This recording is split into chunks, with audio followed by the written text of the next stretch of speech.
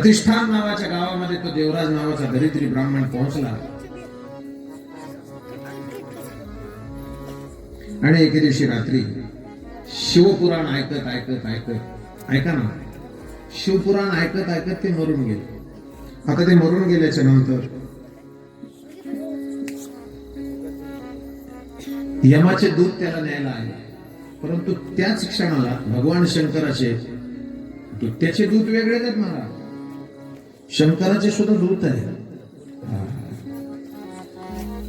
शंकराच्या दूताने येऊन त्याला कैलासवर घेऊन गेले. ते म्हणले नाही, आमच्या मालकाचं नाव ऐकत ऐकत मेला, ह्यो आमच्या पक्षात पाहिजे. त्याला वर गेला. ही कथा ऐकत असताना शौनकजी म्हणले, अत्यंत गोड कथा आहे, अशी आणखीन एक कथा सांगा ना. आणि त्याचं वर्णन करताना पुन्हा सुतजी वर्णन करतात, हे वत्सा श्रवण कर. समुद्र किनाऱ्याच्या भागामध्ये बाष्कल नावाचं एक खेड होतं. खेड्याचं नाव काय?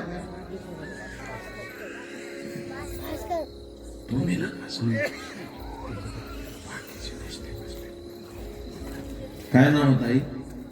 बाष्कल. त्या खेड्याचं नाव बाष्कल होतं आणि त्या खेड्यामध्ये राहणारी सगळी माणसं चारी वर्णाची लोक होती, परंतु ते सगळेचे सगळे दुराचारी, दुष्ट प्रवृत्तीचे, चांगले न वागणारे, मूढ असणारे, परस्त्रीमध्ये रत असणारी माणसं होती. त्या गावामध्ये बिंदुक नावाचा एक ब्राह्मण राहत होता. काय नाव त्याचं? उद्या एवढे नाव लक्षात ठेवताल मी जेवढे सांगितले ते. आपल्या पोरांचे लक्षात राहिलं आपल्याला. बोला तुझ्या भावाला. ते म्हणतो पप्याला. का पप्याला नाही राहत, दुसरं नाही का ते?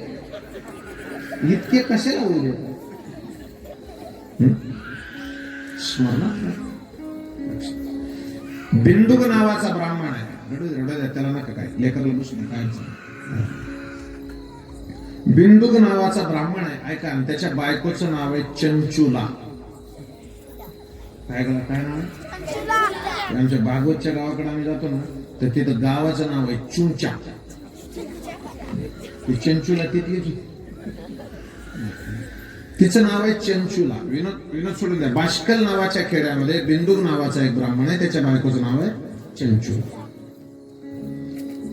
ती फार पतिपरायण असणारी स्त्री, अत्यंत पवित्र अंतःकरणाने जगणारी, धर्मानं वागणारी, रोज देवपूजा करणारी.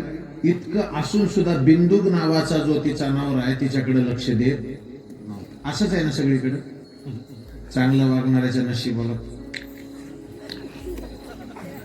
तीच परिस्थिती झाली.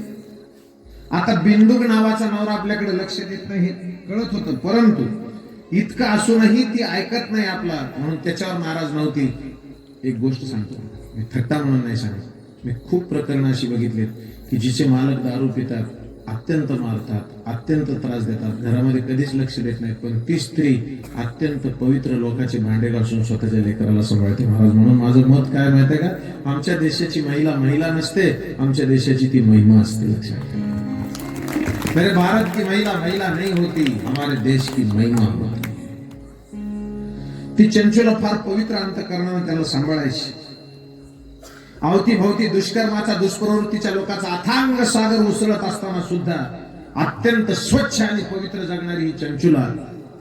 चांगल्या माणसाला खूप त्रास होतो ना. एक थोडं किचकट वाक्य बोलू का? बोलू. वाईट माणसं स्वतःचा वाईटपणा सोडतात का चांगले माणसं चांगलापणा सोडतात? बोला. तुमच्या सोबत जी माणसं वाईट वागत होते ती चांगले झाले का ती वाईटच वागत आहे? वाईटच वागत आहे. तुम्ही त्यांच्यासोबत चांगले वागत होतात, तुम्ही आता चांगले वागतात का वाईट वागतात?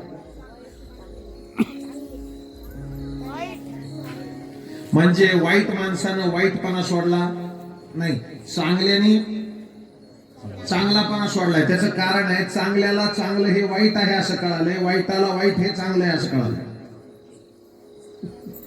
आणि हे तुम्हाला कळालं.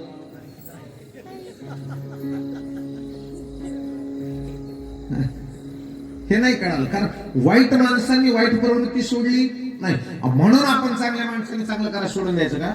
नाही. चांगल्या माणसांनी चांगलं करायचं बंद करायचं नाही, म्हणजे त्याचं चांगलं होईल. आणि तुम्ही चांगलं जगा हे चांगलं समजून घ्या, खबरदारी पाळा, समजून घ्या. चला पुढे घेऊन जातो, ऐका. एके दिवशी कष्ट तिला इतके झाले आणि तिने बी असा विचार केला की कोर आपण तरी चांगलं राहतो. म्हणजे तिने बी काय केलं, सदाचाराचं श्राद्ध करून टाकलं आणि ती बी मोकळी नवऱ्याच्या मार्गावर चालायला सुरुवात केली. आणि ज्या वेळेला अशी परिस्थिती झाली, नवरा मरून गेला, पतीच्या मृत्यूचं दुःख तिला खूप झालं. एक दिवस मोठं पर्व आल्याच्या नंतर भाऊबंदाच्या सोबत ती गोकर्ण नावाच्या क्षेत्रामध्ये गेली. कोण कोण चंचुला. गोकर्ण नावाच्या क्षेत्रामध्ये गेल्याच्या नंतर तिनं तिथं स्नान केलं आणि स्नान करत असताना गंमत पाहत यात्रेमध्ये, इकडे यात्रेत फिरतात ना माणसं.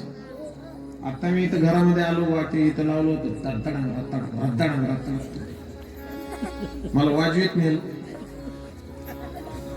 मला इतका आनंद वाटला, मी म्हणलं तोप्यावाल्याने आपल्याला वाजवीत नेल.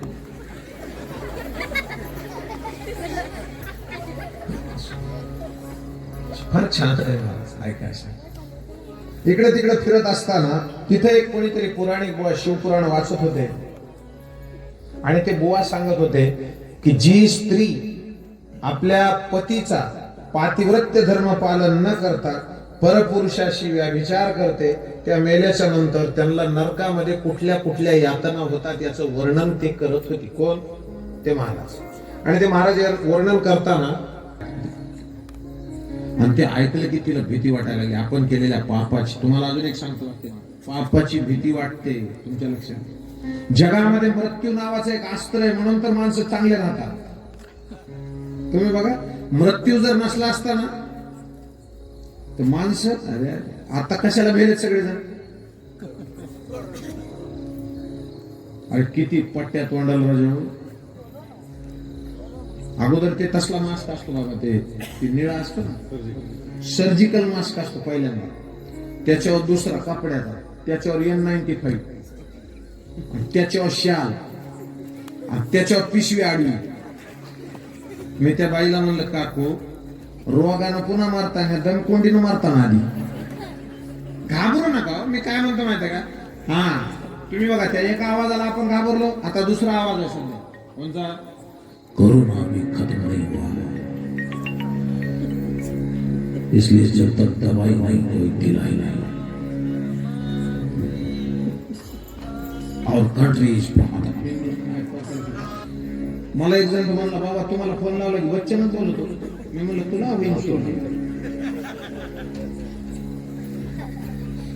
तुम्हाला 2-4 गोष्टी सांगू का. क्वारंटाईन व्हॅलेंटाईन एक सारखंच आहे बघा. जे हुशार आहे त्यांना कळालंय, क्वारंटाईन आणि व्हॅलेंटाईन. क्वारंटाईन मध्ये 14 दिवस घरात बसावं लागतं आणि व्हॅलेंटाईन 14 तारखेला येते. पुढे पुढे परीक्षेत प्रश्न येणार आहे आता, लॉकअप आणि लॉकडाऊन मध्ये फरक का. लॉकअप आणि लॉकडाऊन मध्ये फरक काय, त्याचं उत्तर काय माहिती का. लॉकअप मध्ये मध्ये गेल्यावर धोतात आणि लॉकडाऊन मध्ये बाहेर गेल्यावर धोतात.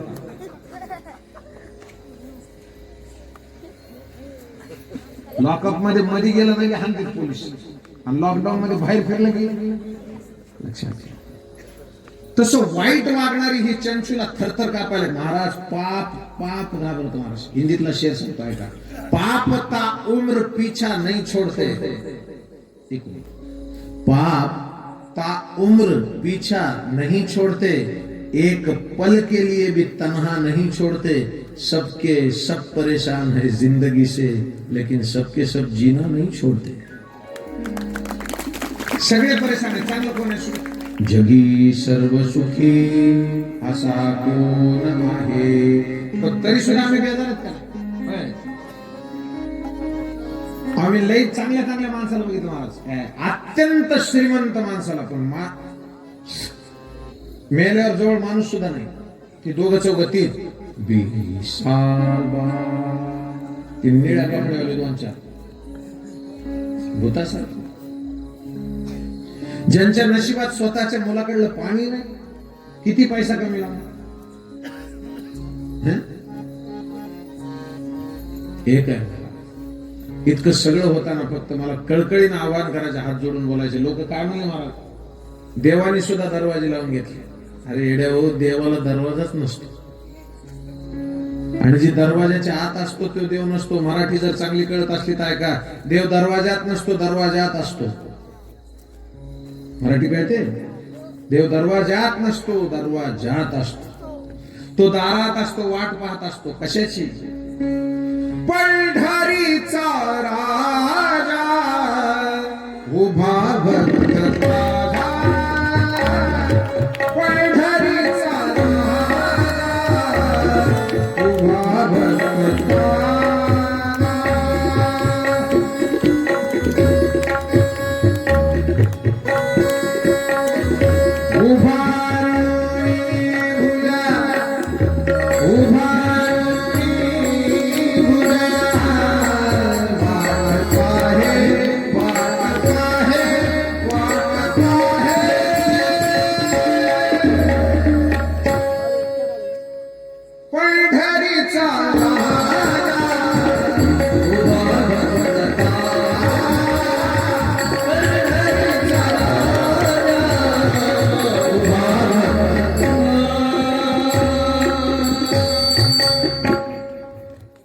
रे नाम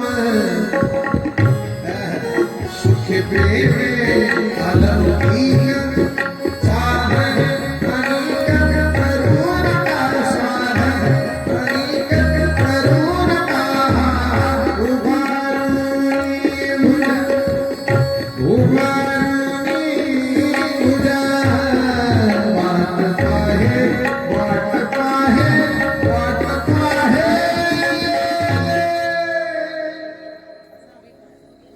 आता घरी गेल्यावर म्हणा पंढरीचा राजा उभा भक्त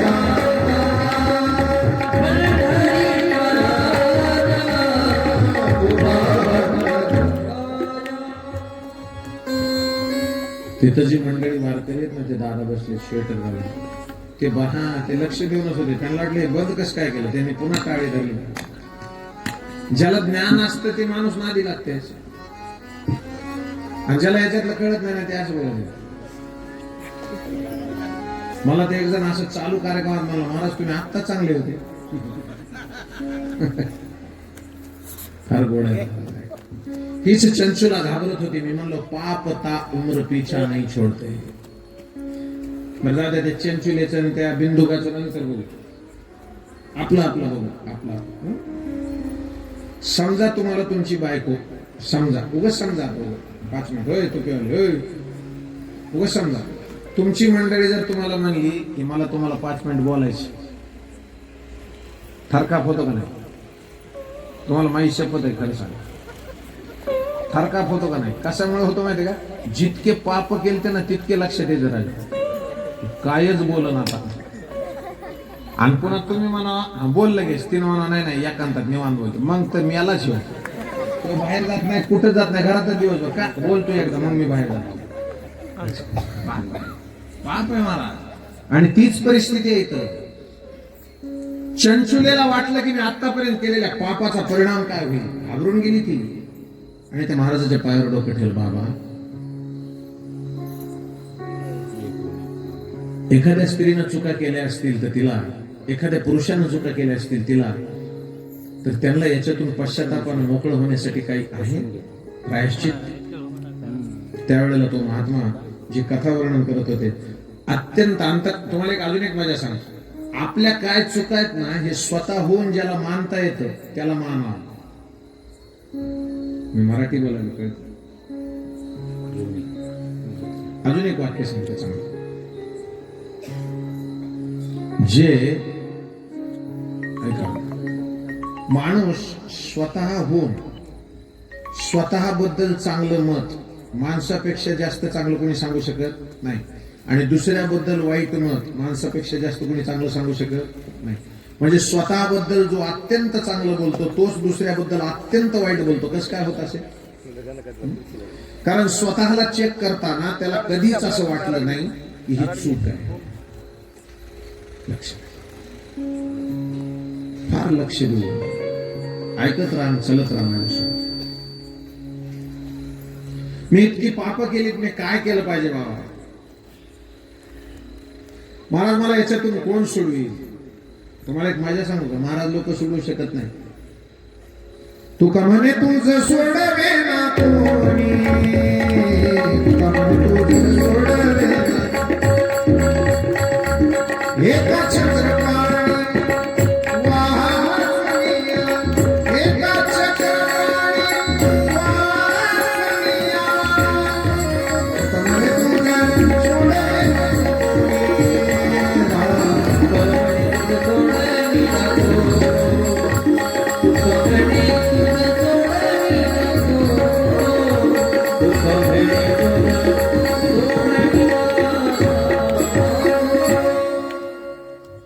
पायावर डोकं ठेवलं त्या महाराजांच्या म्हणली, बाबा मला सगळे सोयरे सख्खे तुम्हीच आहेत, आता तुम्ही मला याच्यातून मार्ग काढा.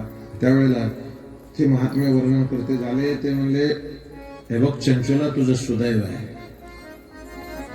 तू फार लवकर चुका करून वापस जागे येण्याचा विचार केलाय, तर तुला याच्यातलं प्रायश्चित्त मी सांगतो. आणि ते प्रायश्चित्त असं आहे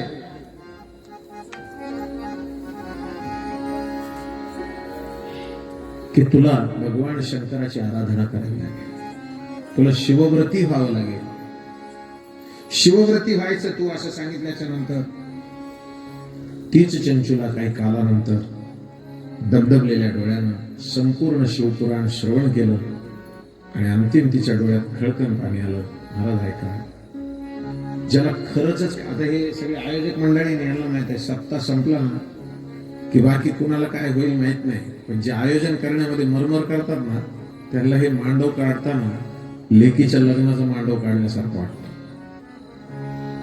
गावातली लोक पुन्हा असे विचारणारे असतात, हा उरकाला का सांगता, त्याची त्याला वेदना माहित असते. त्या चंचुलेच्या डोळ्यात पाणी आलं, बाबा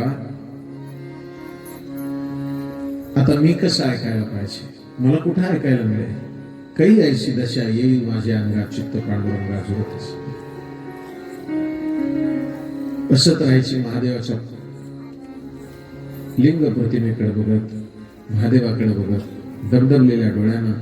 हीच चंचुला अत्यंत पवित्र शिवव्रती झाली वापस. आणि तीच चंचुला गेल्याच्या नंतर पार्वती आई साहेबांनी तिला स्वतःच्या मैत्रिणीच्या रूपामध्ये स्वीकारलं. ती आता दिव्यांगना झाली होती, ती पार्वती आईच्या सोबत राहायची, शिव सानिध्यामध्ये ती पोहोचली होती, तिची तनु मोहरली होती, ती अत्यंत छान दिसत होती.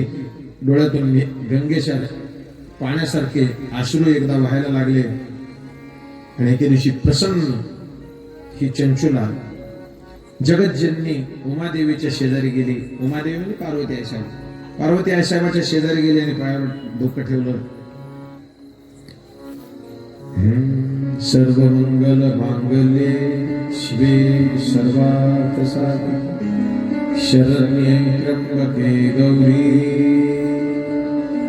नारायणे नमोस्तुते. सृष्टि स्थिति लयकारी त्रिगुण त्रिशूलालया ब्रह्मा विष्णु महेशानां सुप्रतिष्ठा करा परहा. डोळे डबडबले, तिची स्तुती केली.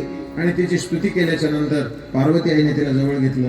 ती स्तुती अशी होती, हे गिरिजे स्कंद माऊली, जीव तुझी नित्य सेवा करतात पण तू सगळ्यांना जवळ करत नाहीस, माझ्यावर कृपा कर, मी दीन आहे, दुबळी आहे. आणि त्यावेळेला पार्वती आईने तिला डोक्यावर हात फिरून उचललं आणि फक्त एकदा विचारलं, चंचुला तुझी काय इच्छा आहे? चंचुलेनं हात जोडले. आई ऐका, माझे मालक महाराज हे फक्त भारत देशातच आहे. नवरा किती वाईट असला तरी वडाच्या झाडाला बायका दोरा बांधायचं सोडीत नाही सोडत का? एक वाक्य सांगू, आमच्याच देशामध्ये पुराणात अशी कथा आहे की सत्यव्रती असणारा राजा हरिश्चंद्रानं ज्या वेळेला त्यांची बायको तिचा लिलाव केला, माहित आहे ना कथा, माहित आहे, मी सांगायला कशाला वेळ घालू, तिकडे जायची गरज नाही. ज्या वेळेला त्या बाईला विकलं होतं सत्यव्रती तारा राणीला, महाराज ऐका, त्यावेळेला तारा राणीनं असे हात जोडले तेव्हा मला वेळ जर मिळाला 7-8 दिवसात काही थोडाफार तरी सांगेल कथा, पण मला ऐका तुम्ही. अत्यंत त्रासात असलेल्या हरिश्चंद्राने सर्व राज्य विकून स्वप्नामध्ये केलेलं दान पूर्ण करण्यासाठी स्वतःच्या बायकोला ज्या वेळेला विकलं बाबाजी, त्यावेळेला तीच पवित्र कुळामध्ये जन्माला आलेली तारा राणी काय म्हणली होती भगवंताकडे हात जोडून, हरी पुढच्या वेळेला जन्म द्यायचाच असेल मला तर स्त्री म्हणूनच दे. आणि अजून एक प्रार्थना आहे, माझे मालक हेच असले पाहिजे ज्यांनी मला विकलंय, कारण हा माणूस सत्याच्या अधिष्ठानानं चाललाय. हे तिकडचं आहे ना, परंतु इथं चंचुलेला माहित आहे तिचा मालक वाईट वागत होता, पण तरी सुद्धा पार्वतीने विचारलं काय पाहिजे, माझ्या मालकाची काय गती झाली सांगा, माझ्या मालकाची काय गती झाली असं म्हटल्याच्या नंतर पार्वती आई म्हणली, हे बघ तुझा नवरा अत्यंत पातकी आणि दुराचारी असल्याच्या कारणानं वेश्यागामिनी होता, तुला माहित नव्हतं ते दुसऱ्या स्त्री सोबत त्याचे चुकीचे नाते होते, म्हणून तो मेल्यावर नरकात गेला. आणि त्याच्यानंतर आता विंध्य पर्वतावर तो पिशाच्य योनीमध्ये वावरतोय. कोणी सांगितलं? पार्वती आई. आई ते चंचूला तिच्या पायावर डोकं ठेवून डसडसला भेटली, तुम्ही मला माझं समजता ना, मग एक कराल, मला पाहिजे नाही काही, पण मला त्यांना बघता येईल. आत्ताची परिस्थिती आहे बाबा, हा रोग आहे ना इतका बेकार होता, विनोद केला मी सोडून द्या, पण हा रोग इतका बेकार, एखाद्या आईच्या 60-70 वर्षाची आई असावी आणि तिच्या लेकराला तसला रोग व्हावा आणि ते डॉक्टर अशी घेऊन जात असायचे आणि आई लागून असे हात जोडून म्हणायची, माझा राजा नीट होईल ना. मी स्वतः अनुभव घेतलाय मला. माझी आई अशी कोपऱ्यात उभी राहायची आणि तिथून मला विचारायची, बरं चाललं, पीडा असते महाराज, निसर्गीनं बरस नाही. डबडबलेल्या डोळ्यानं सती ज्या वेळेला त्या चंचूला ज्या वेळेला पार्वती आईला म्हणते, मला माझ्या मालकाचं दर्शन होईल, पार्वती म्हणते काळजी नाही करायची, आता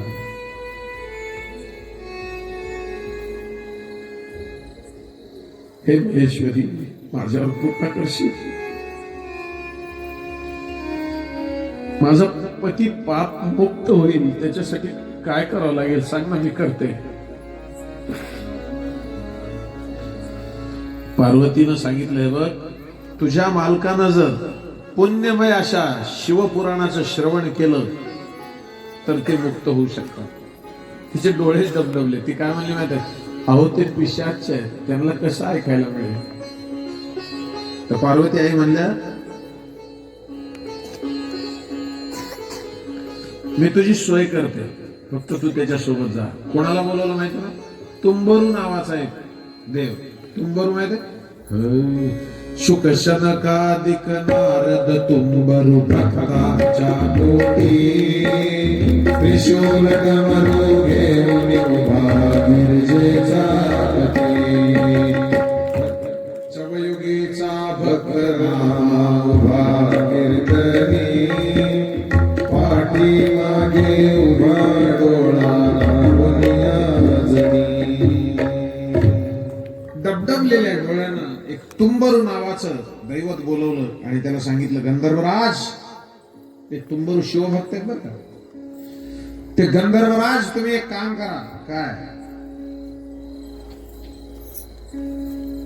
ही माझी सखी आहे, चंचुला नाव आहे, हिच्यासोबत जा. विंध्य पर्वतावर पिशाच्य योनीमध्ये राहणाऱ्या तुंबरूला, बिंदुकाला, पिशाच्य योनीमध्ये वावरणाऱ्या बिंदुकाला ही कथा तुम्ही जाऊन सांगा.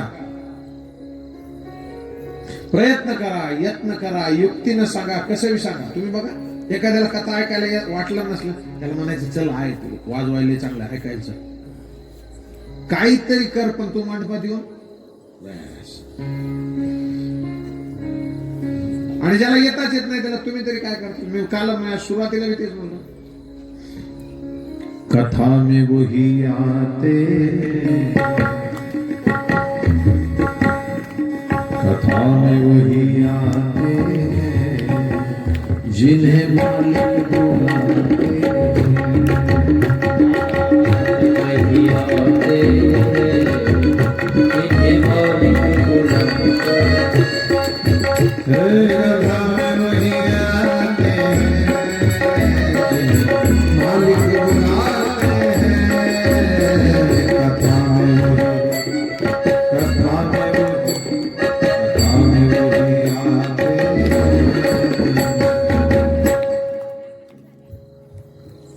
राहिलेलं तुम्ही म्हणत राहायचं.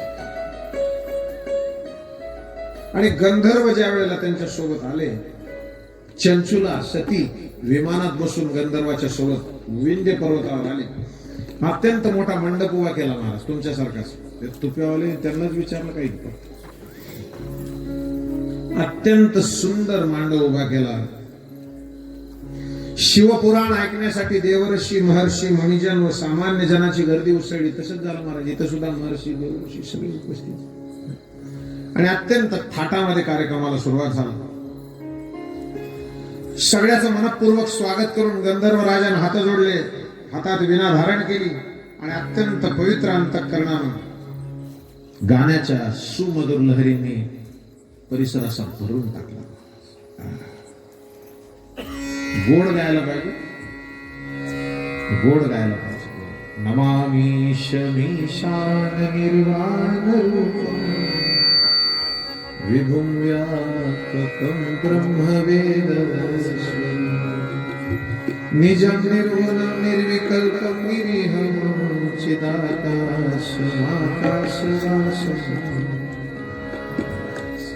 घेऊन चलतो पुढे.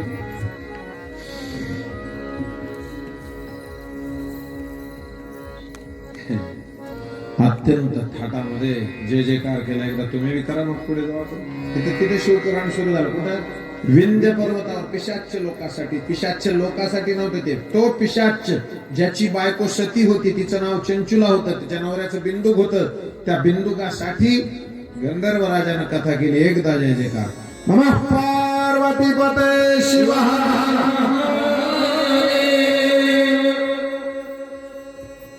आता त्याच्यानंतर विधी आहे, पुराण वाचायला कसं पाहिजे.